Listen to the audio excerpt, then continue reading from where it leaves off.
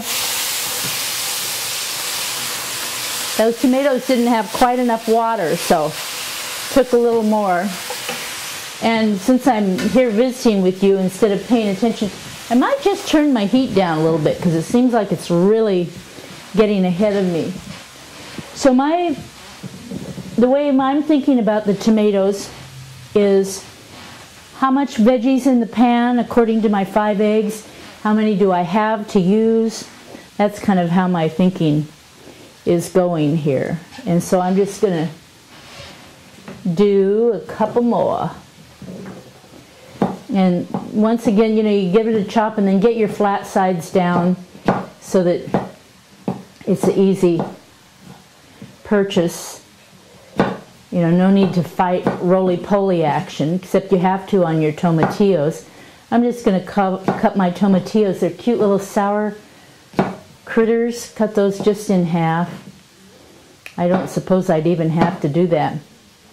And here's how the tomatillo comes in their little paper wrapping. You just peel it off.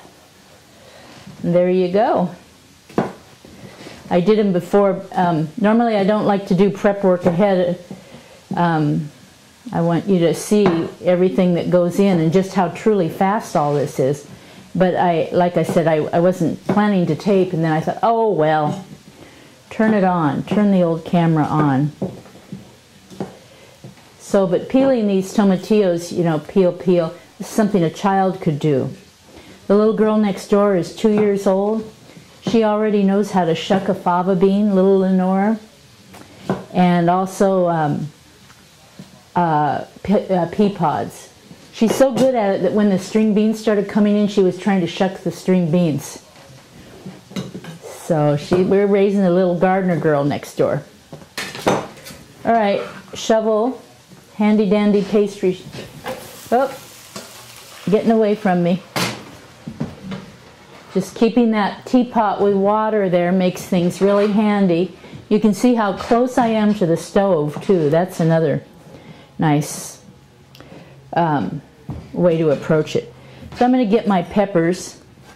And you see I just lined up 3 of them. I mean, I'm in a hurry. I got action on the stove. I got to get some more stuff cut.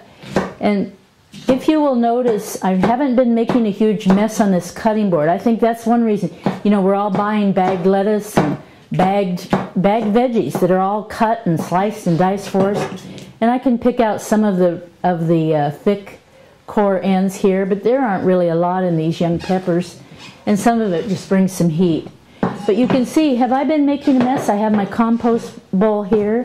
Things are looking pretty tidy. And I'm getting to work with fresh food. And there is just nothing like it. There's no way anything bagged or boxed or prepared can taste the same as fresh. Think about it. There's just no way. It's not possible. And that is why they have to add all the other stuff. Stuff for shelf life, stuff for flavor, the fats and salts and sugars. You know the drill. I think maybe 2 more peppers. I like a little spice. And plus these peppers, now what you can do if you're not sure on your pepper is taste the tip end. Just a tiny little piece off the tip end where it's not as hot. And I know from tasting these before, there's just not a lot of heat in these. These are some Anaheims. And just see a bad part of this one here. Kind of goes up into the seeds, so I'm going to get rid of that. But taste it. And so, okay, so yes, it was okay down at the tip end, but what about down here? Well, take a little part that's not associated with the seeds and the core, because that's where the heat is in there. And take a little taste there and see what you think. And you will get a little more heat at that end. And if you're still, like me, still not getting much, then don't worry so much about having a few seeds in there. They'll help perk it up.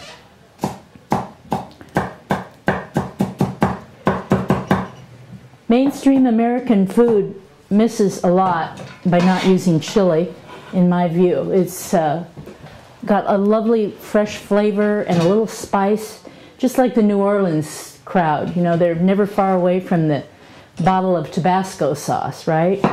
Or hot sauce. which is mainly chilies and vinegar, a little salt, a little sugar.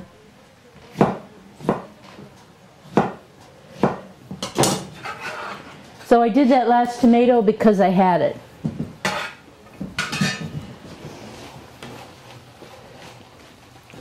Basically, I'm getting some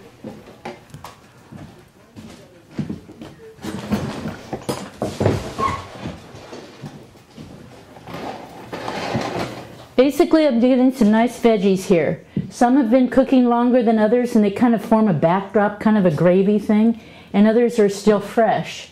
So it'll just go cooking while I do the corn. Here's the fun part. You know, I lived 10 years with the Hopis. Oh, and also, I have a little bit of leftover hummus that I made from garbanzos that I cooked. I thought I would just plop this in there too. This is how food does not go to waste in my kitchen ever, really. And I thought, you know, I'm not in the mood for having any more of this hummus, and it would give a little body to this frittata. So I will use hummus, and sometimes I make hummus from all different kinds of beans, and so I'll call it lavender hummus if I've made it from like a red bean that's lavender colored, or black hummus from black beans. We don't have to just stay in the garbanzo routine.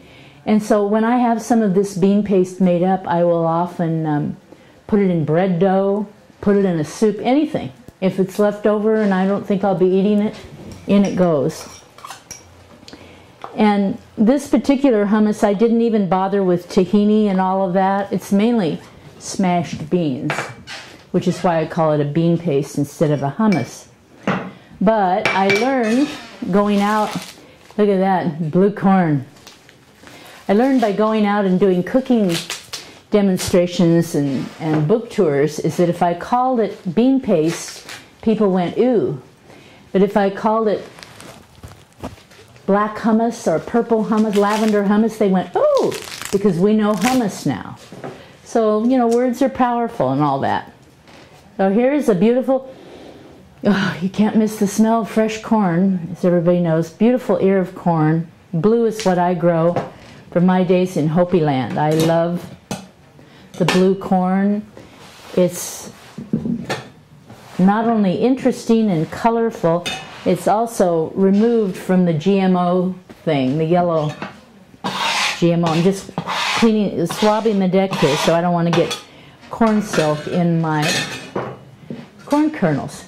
So let's just make sure I got the action going here, looking good. So now to shuck this corn, get these corns off the kernel, the thing that I've learned is don't go too deep. You don't have to go clear to the corner. Start out gently. Just maybe take the top of the kernel and then make a few more passes till you get down to the cob. Is kind of how I do it. And I don't go clear up to the end to start. I just start gently and kind of work with it. You know, if you've got this is something that sometimes if there's a man in the kitchen, they enjoy working with this because it's kind of whittling a little bit. You kind of have to be sensitive with your knife. Working my way on up. And I can keep going, or sometimes what I like to do is just pop that off and get myself down closer to the action for the last little bits.